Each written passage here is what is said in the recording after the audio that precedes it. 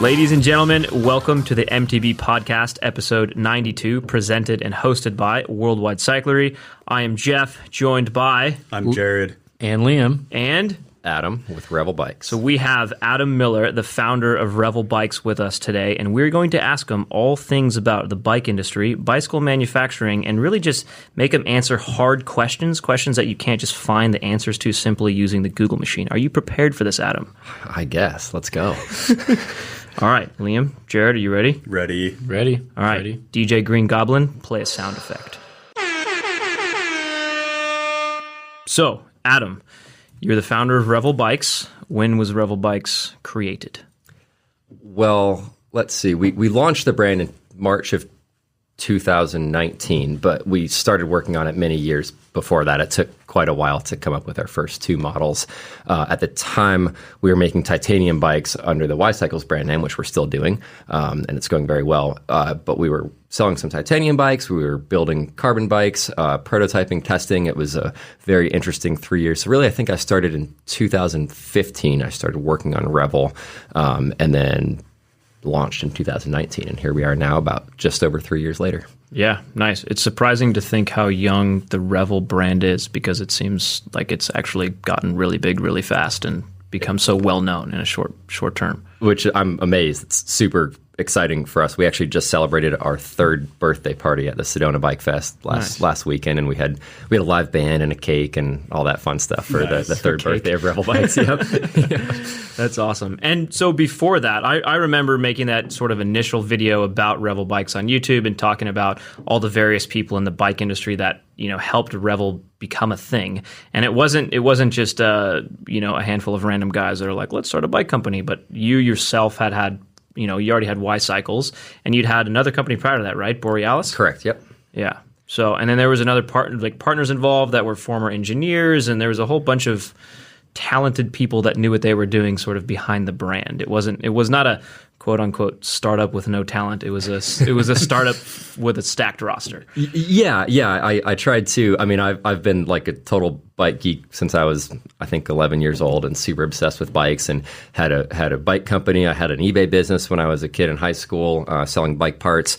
But I kind of, by the time I was ready to start Revel, I sort of realized what I was good at and what I wasn't good at, and I tried to find people to fill the roles of all that stuff I wasn't good at. Mm-hmm. So that was, a lot of engineering and carbon expertise, a lot of people that helped me with Asian manufacturing connections and business stuff. I mean, I didn't have an MBA or anything like that, so I tried to piece together a lot of friends and connections in the industry to help me start this brand, and we launched, and we were all amazed when we launched. We sold out of all of our bikes in like 3 days, and we thought it was going to be enough for like the whole summer. And we were like, oh, wow, we have a real bike brand all of a sudden. Nice. That's cool. Well, yeah, that rolls perfectly into our first question. And these questions are kind of from us three as well as all of our listeners. And the first one was, what was your motivation to start a bike brand? Yeah, it was actually kind of an accident, I think. I mean, a lot of us have been, into bikes since we were little kids. Like my parents got me my first bike, when I was like 9 years old. I got put in like a kids bike program, and I grew up in Anchorage, Alaska, where biking was not very common, especially mountain biking. But I got into this kids bike program as a kid, and I just got like fully addicted to it. Like I wasn't very good at other sports, but I could mountain bike pretty well. Like it just kind of worked for me. It clicked. Got a job in a bike shop when I was 14, like as soon as I was old enough to work, and just got obsessed with everything. I had this eBay business where I'd like take bikes from people and like take them all apart and, sell all the individual parts, and then, give people commission. I started that when I was like 11 years old. And I think my parents were like terrified that I got a PayPal account back then, because it was, sending money over the internet was weird back in the day. But I was just like really into bikes, and I ended up, just to fast forward a bit, I went to school in Colorado Springs, Colorado, and was able to like race mountain bikes all over. And being a kid from Alaska who hadn't biked all over the country, it was just eye opening. It was really cool.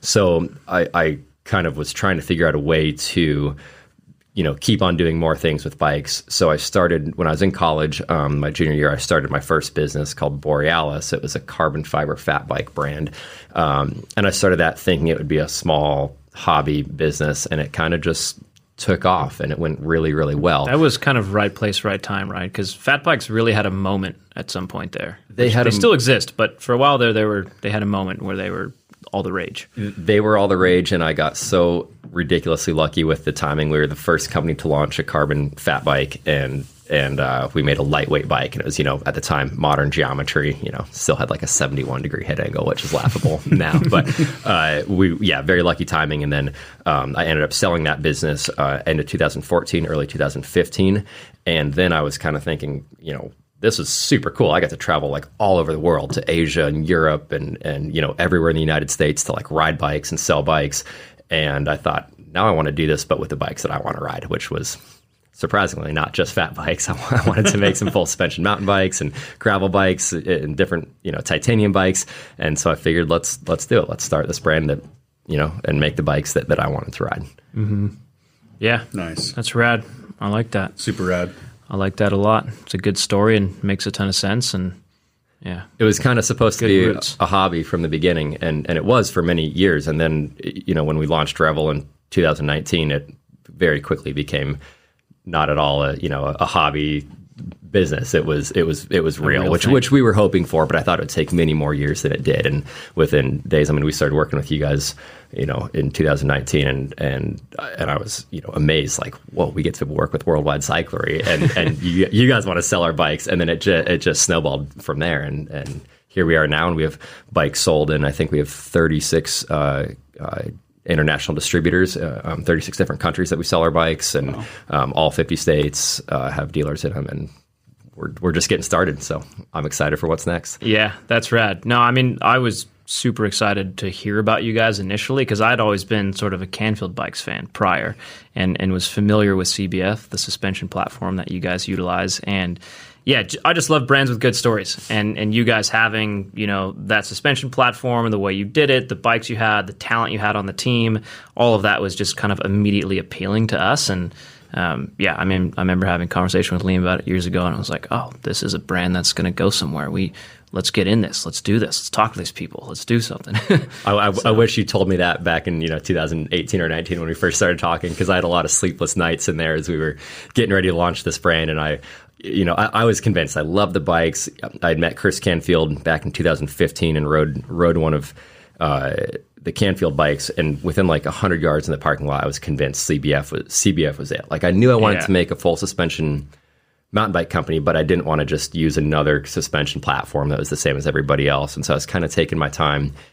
And when I rode that CBF bike, I was like, cool, this is perfect. This is the best suspension system I've ever ridden. So I decided to license that from Chris Canfield, use it on a more modern carbon, semi-mainstream, if that's the right word, mountain bike. But it was an interesting few years getting ready to launch. It took a long time, and we tried to take our time and do it right. And when we were finally ready to launch, it just, that conversation that you and I had, Jeff, was, I was like, oh my God, we get, this is it. Like, Worldwide Cycler wants to sell our bikes. It was sweet. Yeah. Yeah, that's cool. We've always tried, I just really admire and enjoy the brands in the bike industry that are run by cool people trying to make great product. And cool enough, like, a lot of the mountain bike industry has that. There's a number of brands that have people running the brands and who are developing the products that are actual riders and actually care. And I really enjoy that about the bike industry, because there's still just passion filled in it. Sometimes there's the bad side of that is there's a lot of lack of business sense. But the good side of that is you have really good products. You guys laugh because you know how true that is. Yeah. But there's really good products because of it. And just really enjoyable people to be around. So yeah, that's one of my favorite things in the industry. That was like the most fun part of starting Revel Bikes, was actually, like, for the first several years, the first 5 employees, we all lived together at my house in Carbondale, like, for several years, because we tried to save money. Everything was going into the business. Bootstrapping. So we'd have our all company, all hands meetings were like around my dinner table at 11 at night, oftentimes like with maybe Skype with one of our Asian factories, with all of us, and we'd drink beer, and our first prototypes would show up, and we built them in my kitchen. We were just all living together passion was, definitely the right word. We wanted to make good bikes that we wanted. So it was super fun. That's super cool. Rewarding. I love it.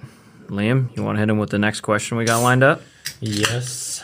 What innovation do you think is left on the table for the coming years in the bike industry?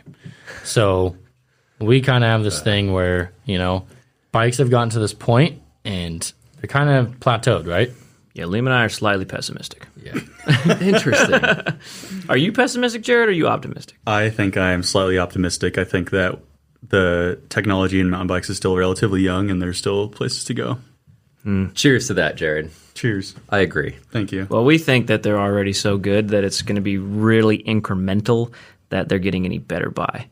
So, I don't know. I'm curious to hear I think your take on compared what to you 10 think. years ago to now, absolutely. It's going to be incremental improvements. But I think as a whole, the bicycle industry is still very young and very juvenile. And we compare ourselves to, motorcycles or the car industry. And we're just not there yet. I mean, mountain biking was invented only, in the 70s. I mean, that's way later than... Didn't really even come into its own until the 90s. Yeah, really. totally. Yeah, we're young. We're all new to this thing.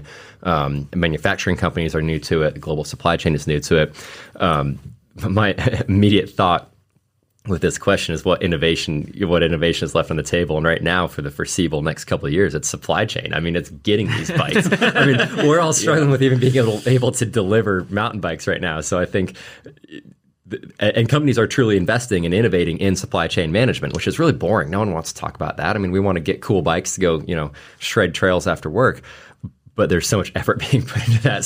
So I think in the short term, it's going to be delivering products. Beyond that, I think there's going to be some pretty neat things in the manufacturing side of products and the materials, composites, things like that we're just starting to see. Revel Bikes, we're dabbling in that quite a bit. We launched our Fusion Fiber wheels, and I think there's going to be a lot more materials innovation. Yeah, that's cool because there's definitely a lot of room to grow there in terms of sustainability and quality materials and all of that stuff. And hopefully cost eventually. I think it will take some time, but good to hear. With different types of manufacturing and different places they're manufactured, there is potential for costs to come down in the future. So maybe not like innovation plateau in the rider's sense, perhaps, but like an innovation plateau on the manufacturing side, where like you said, costs come down and that kind of thing. Yeah, I think so. And to the point of on the riders, as parts get better and as bikes get better and suspension and shifting, like that's going to trickle down. So in a few years, maybe a bike that now costs $10,000, we're going to get that same ride quality at $4,000 or $5,000, and that would be really cool. Totally. And it'll be made more sustainably. Yeah, I hope so. Just a better environmental impact, basically. We can hope so. Absolutely. Yeah, we can hope so. That's cool. So I mean, I guess Liam and I weren't really thinking about that in our heads. We were thinking about how much better is the bike going to ride and work. Do you think that that'll kind of be plateaued out, or it's very incremental? I mean, you're right. There, to your point, you have a much larger sort of perspective on this than we do. So your answers of better materials, more eco-conscious, friendly materials, and manufacturing processes, supply chain management, and bikes that say the way a bike performs that costs $10,000 now will actually perform and work that good at $3,000. That's awesome. So you're right. I guess there is innovation there.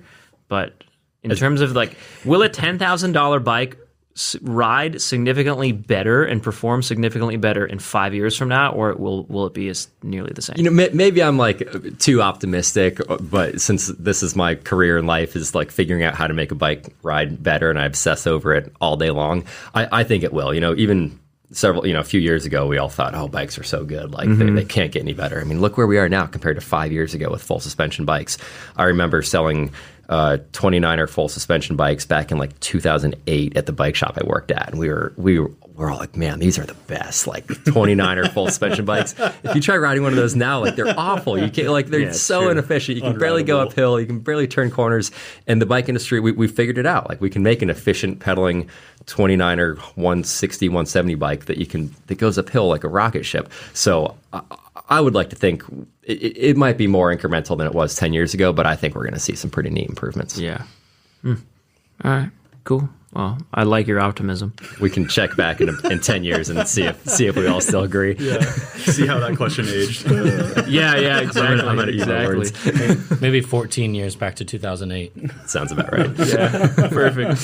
Well, a couple quick questions. If you were not in the bike industry, what industry would you be in? Ooh, that's my nightmare to think about. So if Revel Bikes and Y Cycles just all of a sudden didn't exist tomorrow, what would you do? Yeah. What business would you start, or where would you look for a job? Finance. I would be in New York City, Wall Street. No way, working dude. for banks. I cannot see you in a suit, Adam. Raking it in. Now I can't see me in a suit. No way. Why? That just interests you? It's just an interesting area. That was my fun for my you? path. I mean, I was always like really into math and numbers, and when I went to college, I had a plan that after sophomore year, I'd go get an internship in New York City at some big bank and learn how hedge funds work. And now that's like, I could not possibly imagine doing something. I definitely did not expect that answer. That sounds like so boring and not nearly as fun as Revel Bikes. I get to wear flip-flops to work every day. Right? I don't think that would fly in a New York City office building. So yeah, keep buying bikes from us so I don't have to do that. Awesome. Jared, you want to read the next classic listener question? I'd love to. This listener says, I plan to keep my Ranger for the rest of my life. Are you prepared for that warranty period? The fact that people want to buy a bike and keep it for the rest of their life makes me so happy. Like, that's absolutely awesome. Yeah, of course we're prepared. Like, if something goes wrong, we'll take care of the customer. Absolutely. Awesome. Yeah, I mean, I love my Ranger too, so totally support what this guy's saying. I've had my Ranger longer than I think I've ever had any bike, Which is insane. which is insane. Well, no, I'm tell them how long honored. it's been. That's what makes it more insane. A year and a half.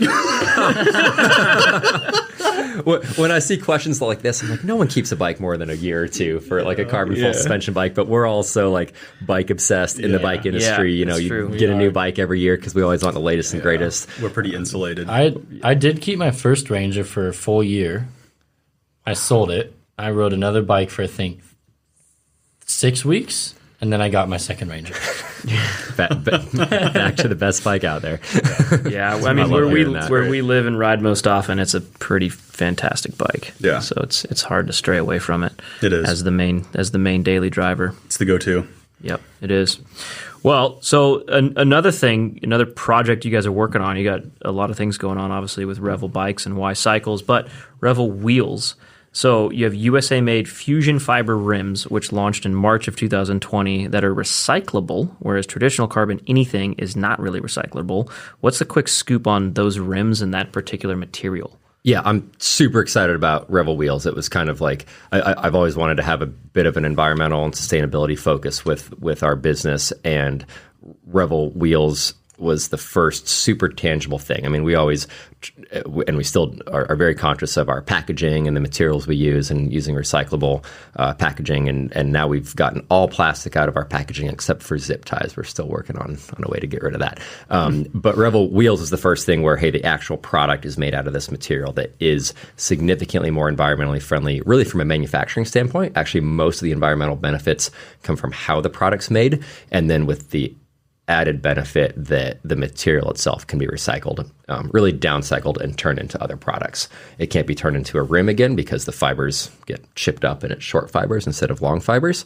So we launched our first two models of those rims in March of 2020, a 30 millimeter 27.5 and 29er. We now have a 27 mil rim, which pairs well with the Ranger, or like a downcountry style bike, and then a 23 millimeter gravel wheel. The material is it's a thermoplastic, so it's still carbon fiber, but instead of using epoxy as the bonding agent, it uses a nylon material, and that takes out all the toxic chemicals, all sorts of stuff that's bad for the environment with like manufacturing waste. It also takes about 20 seconds to cure the rim in the mold instead of about 45 minutes like a traditional carbon fiber rim or bike would take. So it's much less energy that goes into creating the product, and then any scrap from the manufacturing process, any broken, wheels from the test lab, or if you do break a rim in the field, all of that can be very easily recycled. Sweet. And they ride really nice. They got this really like quiet, damped ride quality because there's none of that brittle epoxy in there. So that's kind of like, we actually forget to talk about how well they ride. Like, we talk about how they're made, but they're freaking we made awesome a whole to ride. YouTube video on them. I know, it's great. I'm glad you did, because I get so focused on the manufacturing instead of like how it works in the field. Oh, it's funny. When we made that video, I mean, I really think we've made a lot of various different videos on rims and wheels, and especially carbon rims and wheels. And I think really only two have ever stood out to me. And it was, your guys' rims, because the material and the feel and cost and weight and all that stuff is just a unique, interesting story there. And the other ones were the Zip 30 Motos. Those actually had a pretty novel and unique design and ride feel. Man, all the rest of them were, they're They're pretty similar. Yeah. Pros and cons, differences here and there, We're but down the same path. Yeah. yeah, they're a little similar. They're not trying to be different, really. Yeah, well, maybe they So- want to be, but they're just not. To put it, I guess maybe that's not lightly to put it heavily. Truth bomb. Whoops. So with the rims being able to be recycled, or you said downcycled, are there any plans to make other parts out of this downcycled fusion fiber rims that are broken or scraps? Yeah, there actually is quite a bit. It's something we've been working on, and I will say throughout the pandemic, we've been a little bit delayed on really pushing that because focusing on supply chain and all those boring things that no one likes to talk about. But there's already parts being made out of the recycled fusion fiber. So we partnered with our manufacturer, CSS Composites, in Gunnison, Utah. And they developed this material, and we worked with them to develop the first rims. It was kind of funny. It was like 6 or 8 months after I was talking with Joe, who started the company out in Utah, and we were saying, yeah, well, we'll design the rims this way. He developed the material and the process, and we worked together to make the rims. And about 6 or 8 months after we were working on it, he said, by the way, Adam, these are recyclable. And I kind of was like, oh, like what? Like I was already sold on all this other cool stuff and how well they rode and how strong they were and the cool manufacturing process and made in America. And now they're recyclable. Like that's the cherry on top. That's super cool. And totally fits in with what we want to do with Revel Bikes as a company. So right now, and we don't talk about this too much, but a lot of the recycled material from the manufacturing process is being used for different parts of firearm manufacturing and some helicopters and aerospace parts. So we are looking into it for some bicycle products.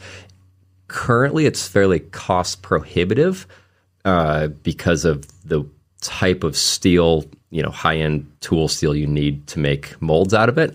But we have a few pretty neat things in the works that I think in the next couple of years are going to make it much more possible for us to come out with more parts. Sweet.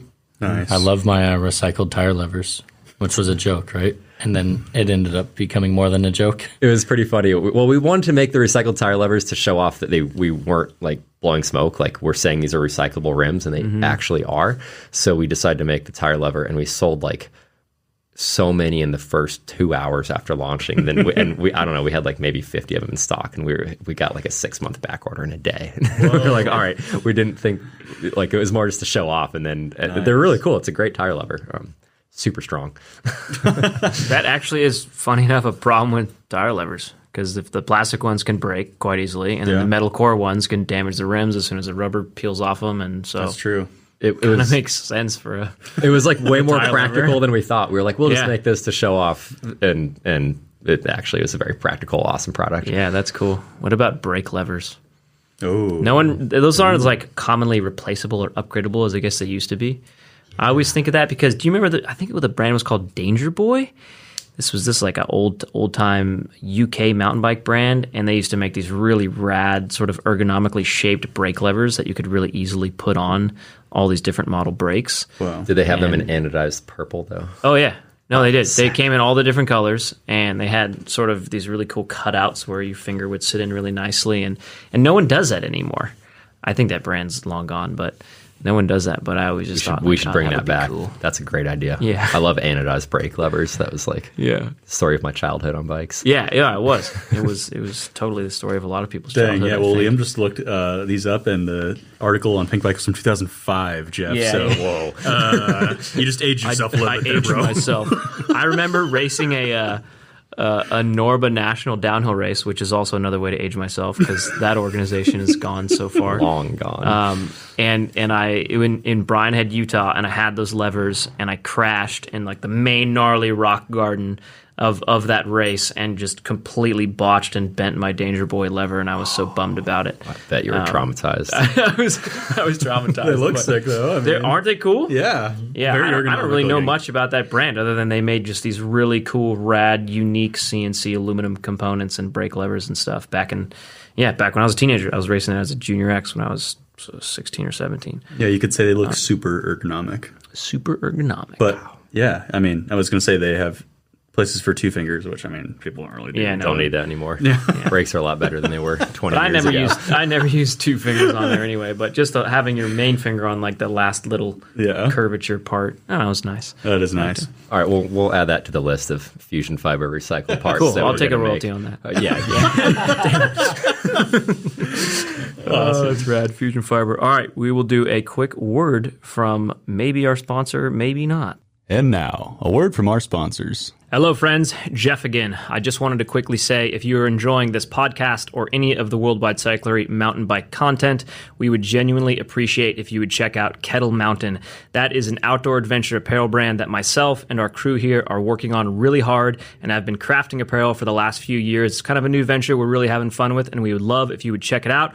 Also, if you use the discount code PODCAST, the first 10 people to use that code will get $100 off of their first order, which means you can pretty much get some rad stuff for free. Check it out, ketlmtn.com. Thanks. And now, back to the show. All right. Are you ready for this next question, Adam? Oh, I'm ready. All right. Sick. So, Asian manufacturing is prominent in the bicycle industry, and not everyone knows why or understands the whole picture. Can you shed some light on that? Yeah, I'd love to. Actually, I'd say one of my favorite parts of starting a few bike companies now has been the whole Asian manufacturing side of things. Like, it's this whole different world across the globe, and they make, I mean, everything that we own is made in Asia. Like, Just about. just about everything that we use, our phones, everything is made over there. And so the first time I went to China to visit a manufacturing company, I was just like a kid on Christmas, like just blown away. I think I've been there now 27 times, and all that was before COVID, because for the last 2 years, we haven't been able to travel to Asia. So we've gotten really good at video calls and things like that. But we do make all of our bikes in either China or Vietnam. And I like to say we're proudly manufactured in China. I think there's this whole thing in the bike world and really in all consumer products where it's almost like you don't want to talk about it like, oh, it's made in China, but we don't want to admit that. And the thing is, China makes the best carbon fiber bikes in the world, like hands down. There is no debate. They've been doing it longer than anybody else. They have more of a skilled workforce. It's a skilled labor for the most part. There's a few very good factories, and they're all in China. And so I've really enjoyed creating relationships with different people and factories and partners over there, and kind of working with them to develop products. It's something that isn't talked about too much, but it's just this massive important part of how all bikes are made. Yeah, that's cool. I mean, I think one of the stigmas that is often misconstrued is people always think like, oh, what's this labor like? What's going on over there? Why is it so cheap? And I don't know. I mean, the more I've learned about it and experienced it, it's really because of this amazing level of efficiency and just manufacturing expertise. It's not child labor. No. Yeah, I get that a lot. People are like, when I go to China, they're like, oh, you're a horrible person. And I'm like, well, one, everything's made in China. Two, it's really not horrible at all by any means. Totally. One of the main factories we work with actually has a full organic farm on the property. There's 800 workers there, and every worker gets 3 vegetarian organic meals every day. Wow. They have better maternity leave than we do here in the U.S., by a significant amount. I mean, that's not saying much, but it's better than here in the U.S. It's so much better and more wholesome and feel good than I think, the media or the stigmas make it out to be. I mean, when we go there, it's hugs all around. We have big dinners every night. I mean, they're part of our company. I mean, we contract with these manufacturers, but it's the same as when we have company Christmas parties. We have company parties with our manufacturers in China, and people are proud of their work. I mean, our contacts at all of our factories, they'll send me, articles on Pink Bike or Worldwide or something like, the second we see them, like they see it too. Like they're proud of these bikes that their companies are creating. And for me, I don't care what country or race or, who makes the product, as long as they're really proud of it and treated well. And our factories, I mean, we choose really good factories, but they definitely live up to that. Like they're just as psyched on the bikes that we make as we are here in Colorado. Yeah, that's really interesting to hear you say that, who's been there 27 times, because it's not easy to do, but I always like to not judge things until I really have a very thorough understanding of the topic. And it's, I think, a mistake a lot of people fall into with Asian manufacturing of any product whatsoever is, the people who are kind of the loudest about promoting the stigmas have never actually been there. Yep. Never actually been there and met these actual human beings, and never been there and seen what's going on. And so I don't know. With anything, I try to keep my voice down until I really thoroughly understand it. And so it's just cool to hear someone like you who's been there 27 times. Because I mean, would you say 98% of everything in the bicycle industry is made in Asia? Well, in Asia, absolutely. Yeah, between 99%. China and Vietnam, probably 99. China, Vietnam, Taiwan, Myanmar, Cambodia, like everything's made over there. And I mean, don't get me wrong, there's plenty of bad things there too. I mean, just like here in the United States, there's places to work that don't treat workers very well and don't pay very well and don't let people go on bathroom breaks. That definitely exists in China. I mean, there are bad places there. There's bad places all over the world. But for more skilled labor, for high-end products, and the factories that we choose, I mean, we chose our factories with a lot of that in mind. And I'm very proud of who we work with over there. Yeah. Well, that's cool. I got to get over there one of these days. You guys want to go to Asia sometime? I'd love to. Let's go. Let me know. Yeah. It's super fun. I would honestly love to. Let's have a party. I've heard Asia. They know how to party. Yeah, I was going to bring that up. I've heard that it's customary you have to just drink and drink and drink, and there's this. I mean, I'm honestly scared. You should be. Because people have told me they've gone there and tried. They're having fun, they're being nice, and they just cannot outdrink the people there. No and they way. Oh yeah. Could not be more true. Stories. I've heard these stories more about that in Asia than I've heard them about Germany and Ireland. Wow. Like more people that I've talked to have been there and been like, dude, I've ended up blacked out. You told me a previous story that you were there at a factory and some other people from another country were there at a factory, and you guys drank them under the table, and those people were not in a good spot. Yep. That's a very true I'm not that story. interested in doing any of these things. So before I went to China for the first time, several people told me the same thing, and they said, "Yeah, for business in China, it's very formal, and there's all these customs, and you need to be very respectful, and you need to drink a lot." And I thought, no, this is the bike world. We're going to go over there, and there won't be any of that. We're healthy. We're not going to overdrink. Yeah. We don't like binge drinking. Right. I will say the first time I went to China, I was a senior in college, and like most of us in college, I was pretty good at drinking at the time. You're used to it. I was used to it. But I thought I'd go to China and no, there'd be none of that, traditional Chinese business culture. And I could not have been more wrong. I mean, part of getting to know these people, and they'll say it, they'll be very direct about it. You have this big meeting all day and you tour these factories and you see how things are made. And being a bike geek, it was like the coolest thing in the world the first time I went there. And then it's dinner time and they'll just say to you, "We're going to make you throw up," or we're gonna get you more drunk than you've ever been before, and you're like, "Yeah, no, that's not gonna happen." Like I'm pretty good at this. They were absolutely right. Oh my God. And this is why I'm scared. Yeah, don't laugh. Watch at me. out. Well, practice. Yeah, we could have a whole podcast just about Chinese drinking stories. Whoa. There's this special kind of liquor called baijiao. It's a rice-based liquor, and that's what they like to drink over there. And they know that Americans just hate it, and it's kind of this like source of pride for them to make you drink this stuff. And so, of course, it's how we get to know each other. You have a big dinner and drink. And so I've always brought bottles of baijiao back, and people drink it at the office, and they'll have like half a sip and say like, this is the worst tasting liquid on the planet. And I'm like, yeah, wait till you're forced to drink a whole bottle of that, and then you go to work at 8 a.m. the next day to go. So you gotta make these bikes. And that just sounds so brutal. It's a crazy part of the culture, but it's honestly like I've always loved traveling. Like as soon as I could, I'd save up all my money to like go travel to different places and see different cultures. And so as part of my job, I get to go see, China and Taiwan and Vietnam and, meet people and experience, one, how things are manufactured, but two, just how different people think. And that's been one of the coolest things for me. I mean, it's just so different than here. And yet everything here in America is made there. It all comes from this place. So it's really fun. Yeah, that's cool. Well, thanks for shedding some light on that, because it is one of those things that so much of the bike industry, it's all manufactured over there, and a lot of us have never been over there and don't really know what's going on, and there's stigmas and bad information and good information, and I don't know, it's hard to know about it. But when you talk to someone who, has a bike company, who's transparent about it, who's been there several dozen times, it's cool to just learn more about that. And they're good at what they do. I mean, they're proud of their work, and we have really good bikes, and a lot of brands have really good bikes that are all made in different countries. And I think at the end of the day, that's pretty cool. It shouldn't matter what country it's made in, as long as it's good. I'm a believer in that too.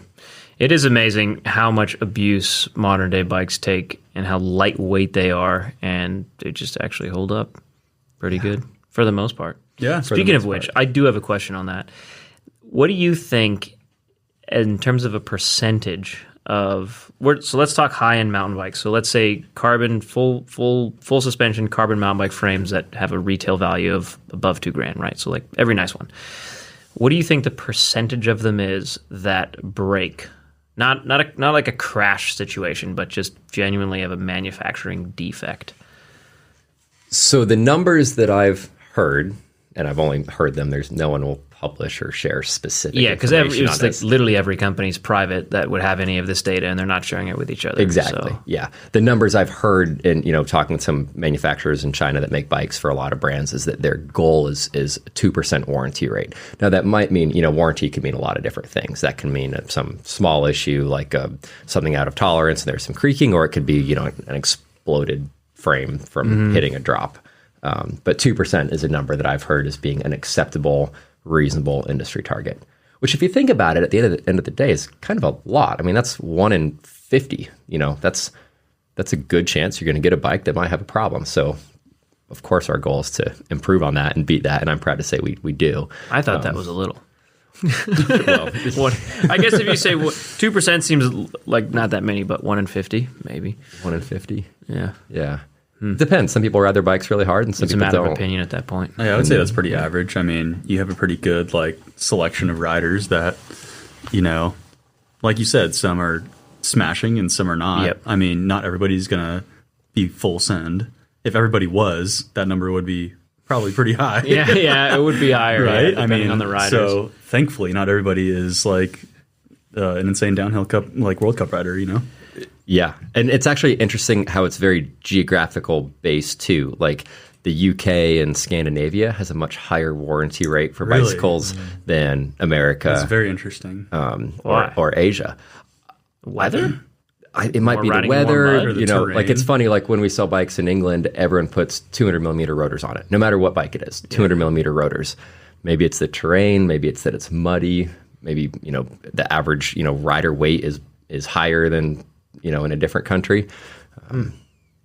But it's pretty well known amongst the Asian manufacturers that, if this bike's going to, whatever place, the warranty rates are different in different parts of the world. I was going to say, is there a rate that of in certain geographical areas where it is higher in those areas? What country is breaking the most bikes? Yeah, exactly. That's a fun. We should do a science project on that and dig in. That'd be fascinating.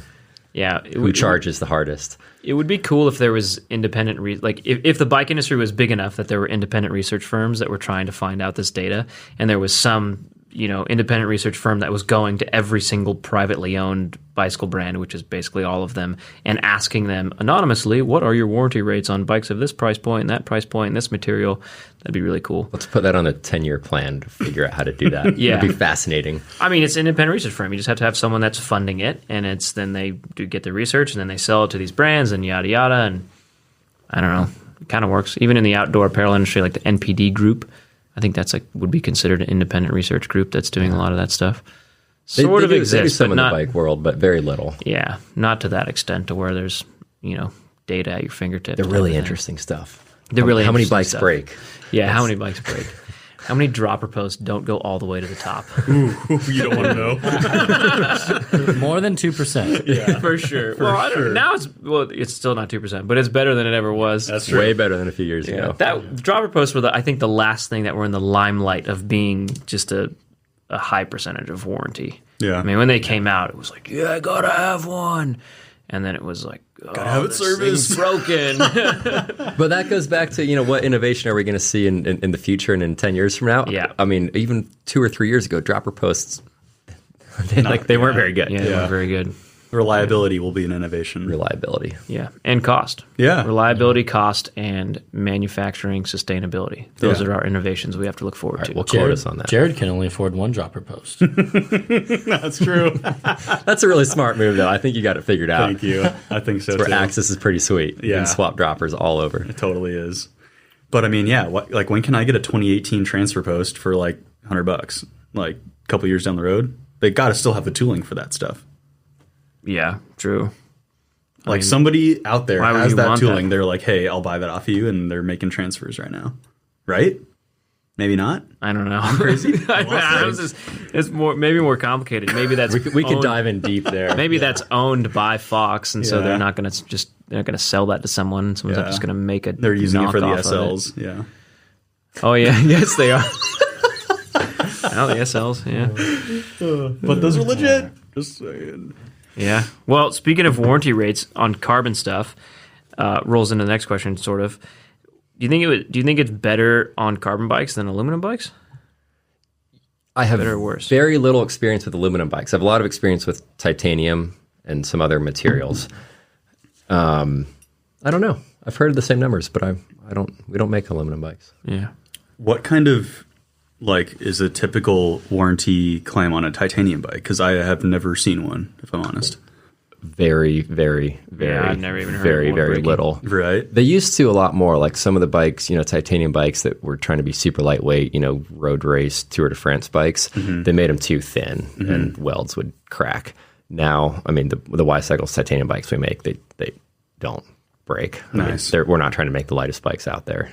And yeah, very rare. Nice. There's always some level of manufacturing defect, 1 in 1,000, some Right. issue might come up.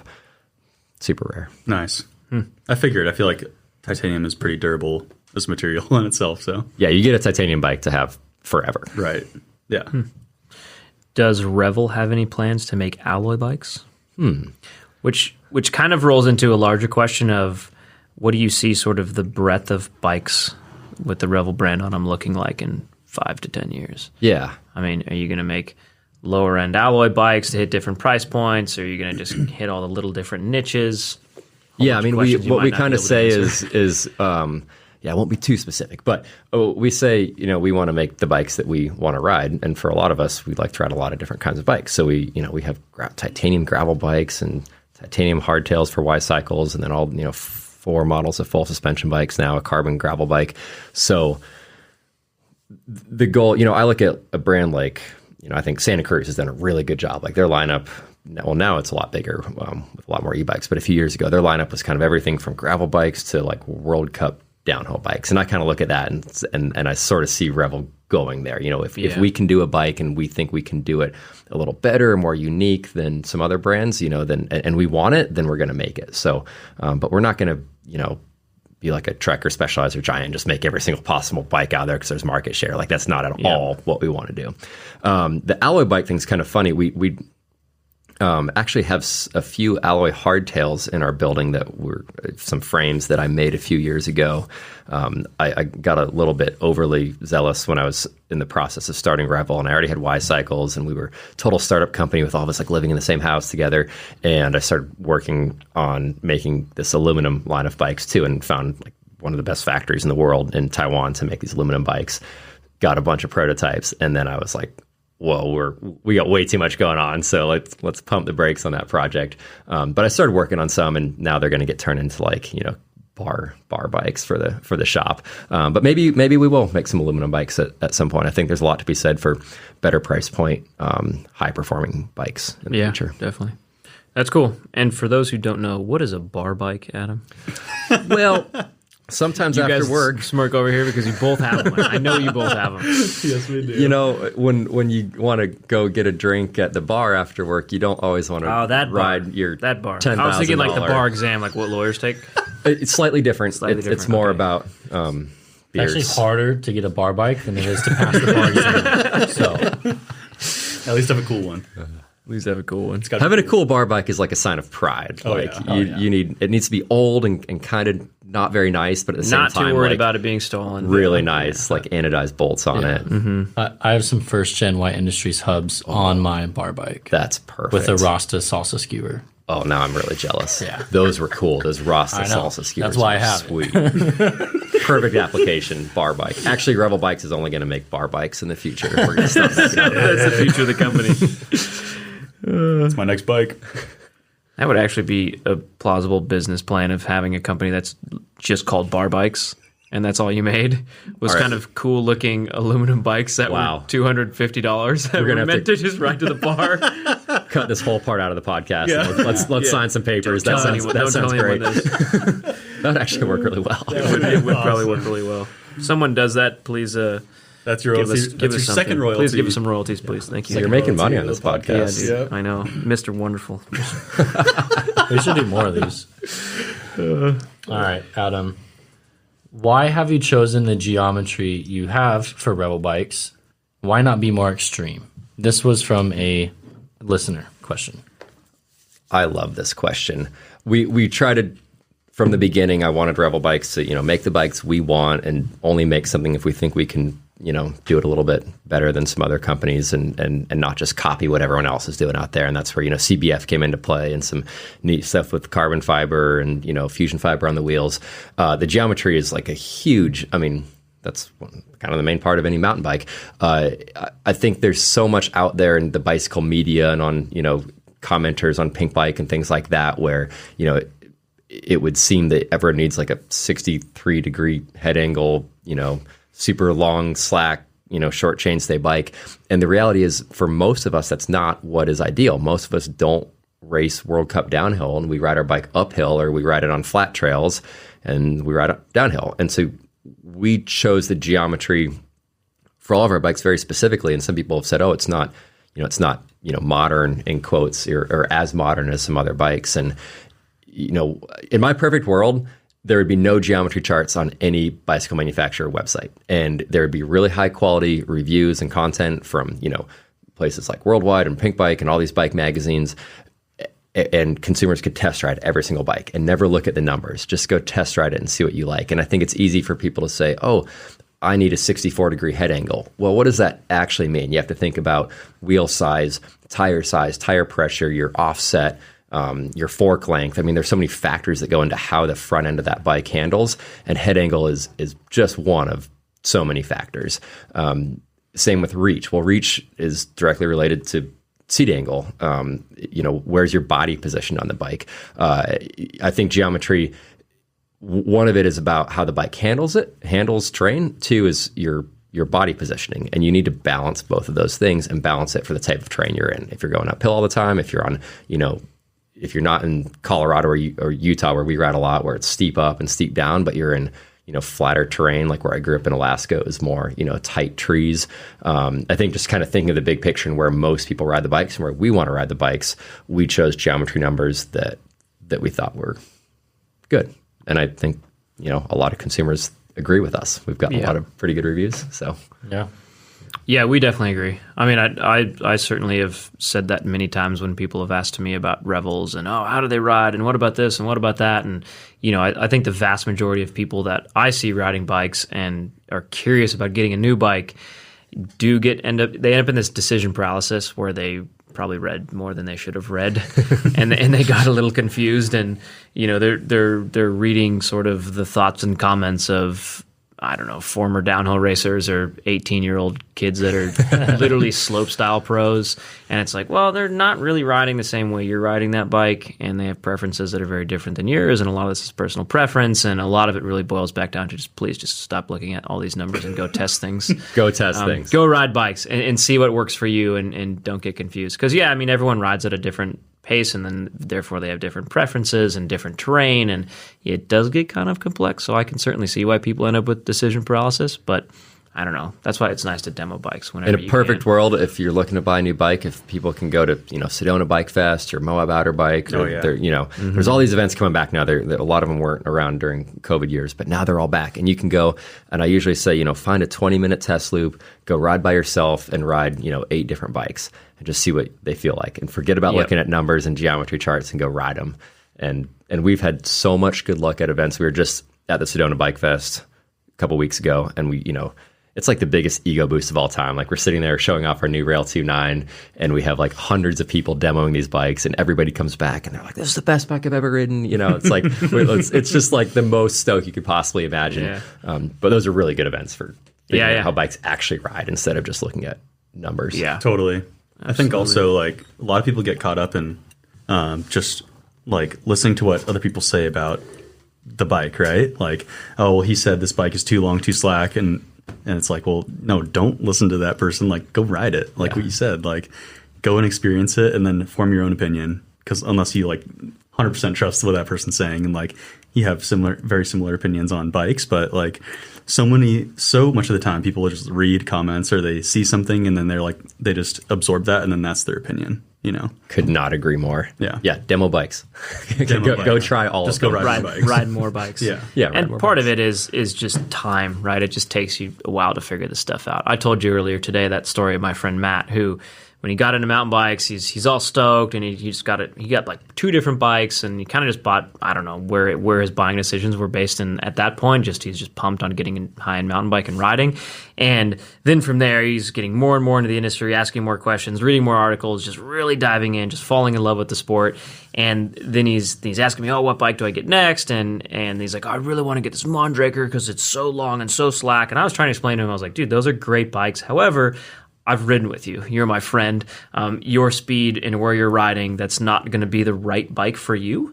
And I try to talk him just different geometry because I knew his skill level and sort of what he was looking for and what he even liked in a bike and where his strengths and weaknesses were as a rider. And you're like, I'm pretty good at this. I have a pretty good amount of experience with this. And so of course he did not listen to my recommendation and he got the Mondraker and 3 months he's like, it's just too big, dude. Like I can't manage this thing. It feels so large. I can't do a cutty. I couldn't really do one before, but I definitely can't do one now.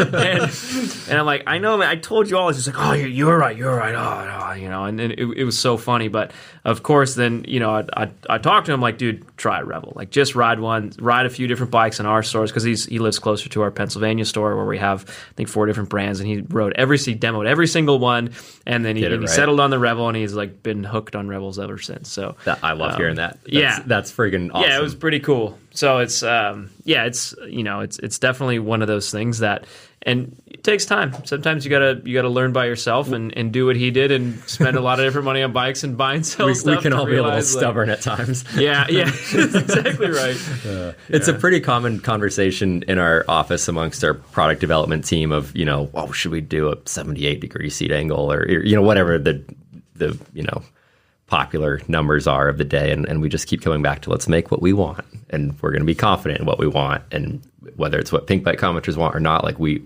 ride bikes all the time. Like our business is based in Carbondale, and I moved it there purely because it's like mountain bike mecca. Like, yeah, it's awesome. So we're just gonna make what we want, and yep. I think a lot of other people probably want that too. Yeah, that's cool. And on the topic of some sort of that, just geometry and bike performance and suspension designs and all of that. One of my close friends, Nico Mullally, who he grew up racing with, he is now doing this whole frameworks project where he designed his own frames. He's racing them. We've talked about it. We had him on, was the last podcast he was on, right? And so listen to that podcast and also his YouTube channel. So he's really trying to document his process of designing his own bike and testing different geo and what he's doing. And it's fascinating to watch and understand. And I think he's doing a pretty good job at, I think he gets lost certain times, but he's doing a good job at explaining it to the common man who just really loves this stuff, but at the same time, kind of making it clear in some ways or another, but should be assumed, he's a World Cup downhill racer, like literally in the top 100 of the fastest human beings that could ever ride a bike down a hill in the world at this current moment. And that is extremely different than the pace that 99% of other people ride. And therefore, you need very different suspension, geo, tire pressure, suspension setup. All these different things are so different when you ride a bike at that pace with that skill level versus what just normal mass everyday mountain bikers are trying to do and enjoy on their bike. I think what he's doing is so cool for exactly that reason. Like the World Cup downhill racer is not the same as the rest of us. As much as I want to think I can do that, I'm not even close. Yeah. And the bikes that we need are generally different than what they need. So what he's doing makes so much sense. Yeah, and that's something too. You just learn as you're in the industry more, and you ride with guys like that. Or if you can't really ride with them for very long, but you can watch them, from the sidelines, watch them ride away from you, and then you start realizing that how that bike reacts when you hit certain things on certain tracks at certain speeds. And yeah, it's cool, but it's a really interesting thing. I think what he's doing because it's really educational to people who really interested in bike geometry and suspension platforms and all of that. But just to learn more about it from someone who explains it really well. Nico's just really well spoken, and he's really honest and transparent about the whole project. So yeah, I think it's similar to like when we were talking earlier about Asian manufacturing. Like until you've gone there and seen it, like it's good to hold off judgment. Like until you've ridden a bike with a 63-degree head angle and one with a 66-degree head angle, like it's better to hold off judgment until you go ride that yourself. Yeah, because everyone has their own individual experiences. Yeah, and the more you can get out to a demo event, I'll keep hammering that in as much as possible, like trying different things, and it's the only way you can figure it all out. And as you're saying, it's a whole package, right? Like every single bit of geometry lends itself to how it rides, along with the suspension platform. So you don't just want to make a bike. Oh, this bike will be awesome if it just has a 62-degree head tube angle. Probably won't, because there's a lot of engineers designing that whole bike for that whole package. And just because it, might have a steeper head tube angle than what, another bike next to it has, doesn't mean it's going to ride any worse. Totally. I think a common one that I see a lot is on whether it's our bikes or any brand of bikes is I hit my pedals a lot on that bike. It's the bottom bracket's too low. And it's there's several factors beyond the bottom bracket that have much more of an impact. Like your shock pressure, a few PSI difference in your shock pressure, and therefore how much sag you're at has way more of an impact than, if you look at BB drops on a lot of full suspension bikes, most brands are within a few millimeters. They're pretty similar, yeah. Yeah, they're close. So just, little things like that. It's it might not be the bike, it might be the setup, or it might be the shock. Totally. And I think setup is often overlooked.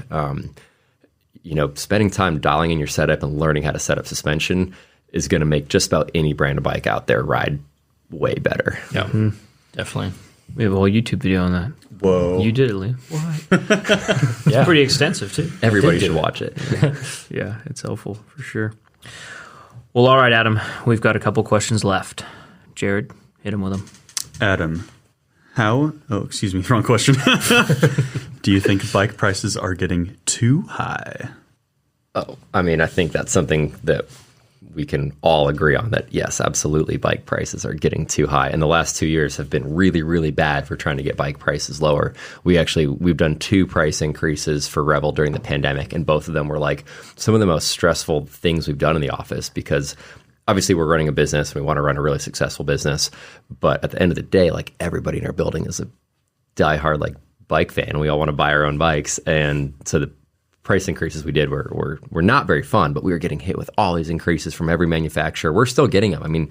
Once every week or 2 weeks, we'll get a letter from one of our vendors saying, surprise, all your prices are going up by 3% or 5% or 13%, tomorrow. And we're well, wait a second, we've had all this stuff on order. You're just going to raise these prices tomorrow? It's horrible. So, our hands were pretty tied in that. And I think we were a bit more conservative on the increases. But yeah, I hope when all this supply chain stuff settles down and hopefully the world gets back to normal at some point, and in the long run, if different manufacturing techniques can help improve efficiencies, I truly hope we could lower prices at some point. And I hope all bike companies can. We should make it a lot more attainable for more people. Yeah, well, totally. So 2 things for clarity there. When you say vendors, you're talking about all the different components that make up a complete Revel bike. Totally. Tires, wheels, handlebars, all the components, that manufacture products in Asia. They're all getting hit with their own raw material price increases, carbon fiber, aluminum, rubber to make tires. All those prices have been going up for the last few years. Yeah. Yeah, the other thing there for clarity is, so us as a retailer, we deal with over 150 brands, and I think every single one of them, whether it's complete bikes or components, they've all raised their prices. And none of them are happy about it. Obviously, nobody really wanted to do that, but yeah, COVID affected the bike industry so much, and so have all these supply chain things, and now we have inflation to deal with, and yeah, I mean, it's just an unfortunate thing, but it's not just you guys. It's not just us. Just for clarity's sake, literally every single bike brand we know of has done that, and component brand. It's just an unfortunate nature of what's happened. And I think a common misconception is like, oh, there's way more demand, so companies can charge more for their products, and that at least I don't think that's why for us, like that has nothing to do with it. It's like, well, prices went up, and so unfortunately that has to happen, and a lot of us, kind of absorbed it and dealt with it for a long time, and it kind of that's what happens in business, but that's like the not so fun part of business sometimes. So I think it'll get better and eventually. Yeah, maybe we'll see from 2024 to 2028 will be the bikes will be slightly years cheaper. That bikes will come down in price. Yes. Yep. See you then. Just wait it out a couple years. Wait it out a couple years. Yeah. But then again, maybe it won't. Yeah. Yeah. Inflation will probably catch up by then. We're fingers crossed. Optimism. Come on. Yeah. Let's be positive. Optimism. That's right. We're gonna get such nice bikes in 2027. So less money than now. Just wait till then. Just don't buy a new bike till then. It's perfect. Yeah. Just take up some other sport that also had a bunch of price increases. It turns out actually everything did. Everything fun that has to do with going outside got more expensive. Yep. Yeah, that's true. I can't think of off the top of my head anything that went down in price. Nothing. No. Yeah. Maybe masks. That's the first thing that I thought of. But then again, I have no idea what those cost before this. Exactly. They probably went up. They were a little cheaper than bikes anyway, to begin with. Yeah, I don't know. I can't think of anything. Yeah, unfortunately. Business gets in the way of bikes sometimes, but that's okay. The last listener question. So a bunch of these come from, we post on the Worldwide Cycler Instagram and ask for MTB Podcast questions. And this one this story I posted was very specific that, hey, we're recording the podcast. Adam Miller, the founder of Revel Bikes, is coming. What questions do you have for him? And this was a question. Go ahead, Liam. I have a sorry, it's kind of funny. I have a Trek Top Fuel with a dual lockout. Can I install that on my Scott Spark? Adam, that's what somebody wanted to ask you. Of all the things that someone could ask you specifically, this was the question. This is my area of expertise. It's a good thing I flew all the way from Carbondale, Colorado to California so I can answer this question. You do you. Just whatever makes you happy. Just give it a customize try. your bike. That's my answer. Obviously, you should do it. More cables, more lockouts. That seems like a fun thing to try. So a lot of Adam's cross-compatibility. answer. You do you, boo-boo. Yes. Yeah. I'm glad I could help you out there with that one. I'm sorry we didn't have more, compatibility questions for you. That took 20 years in the bike industry for myself to come up with that answer. So thanks to all my expertise. I hope I help someone out. Compatibility. We should have you on next time and just talk about compatibility stuff. I would love nothing more. That would be great. Yeah, props for the new bike coming with the SRAM UDH, by the way. Yes. Thank you. High fives all around. That's the universal derailleur hanger that should be on every new bike ever created from here on out, in my opinion. And if you don't use it, what are you doing as a bike brand? Yeah, good question. UDH is really cool. SRAM did a great job Does that helping work out on road bikes too? Our gravel bike has it, actually. The new Revel Rover gravel bike. Boom. So, yes, universal. Well, that's still not a road bike, so you didn't. Well, now we can do a whole podcast on that discussion right there. It's even I want to know like hardcore roadie bikes. It's even on Keith, my do you know the answer to that? titanium gravel bike. There you go. Too much weight. So it might not end up on Too much weight. Have you felt one? They're plastic. They're like 12 grams. Road hanger. Narrow, small. So it might not make it. Keith? What's your prediction on? Will it end up being on hardcore roadie bikes in the future? Anything that anybody's going to race, no. Oh, okay. He said anything that anyone's going to race, no. Huh. Day riding bikes, fun time bikes. Yeah. So almost all bikes, but extremely high end, ultra lightweight road racing that's bikes, gonna be maybe on, not. In the Tour de France, no way. Maybe we'll make a fusion All right, fiber so- super lightweight so- version. So Keith go. says that the UDH will not make it on Tour de France race bikes ever. SRAM will prove it. I'm gonna see how this comment ages. Set a we have a calendar lot event for to check in 10 2027 years. to follow up with Keith on that comment. Right? The SRAM Road UDH. Either way, I mean, who cares?